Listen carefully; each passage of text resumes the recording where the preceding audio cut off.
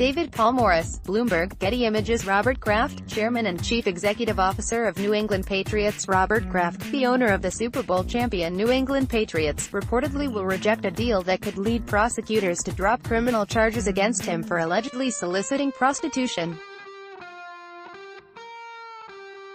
CNN reported Wednesday that Kraft, 77, is turning down the proposed deferred prosecution deal extended Monday to him by the Palm Beach County State Attorney's Office in Florida.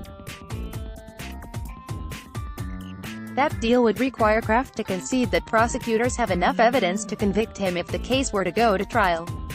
The billionaire businessman is accused of receiving sexual services for cash at a spa in Jupiter, Florida, during 2 visits in January.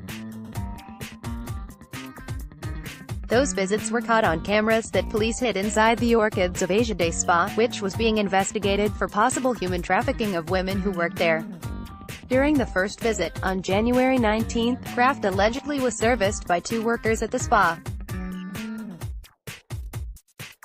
The second visit, just a day later, occurred hours before Kraft watched the Patriots defeat the Chiefs in the AFC Championship game in Kansas City.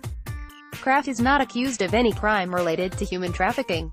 Kraft's lawyer in Florida, Jack Goldberger, was not accepting calls on the case, his assistant told CNBC.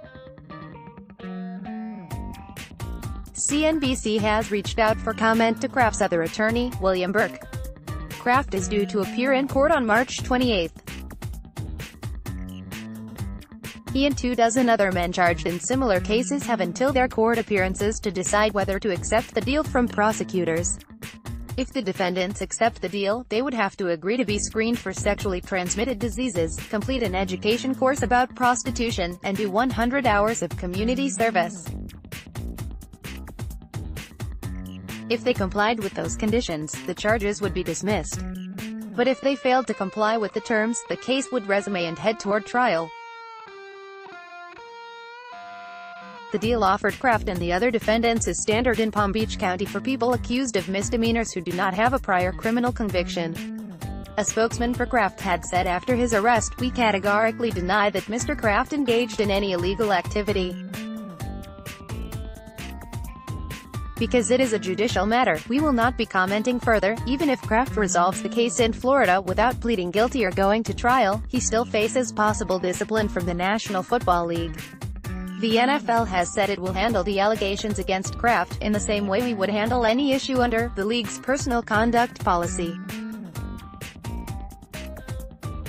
That policy mandates that owners, players and other employees avoid conduct detrimental to the integrity of and public confidence in the NFL.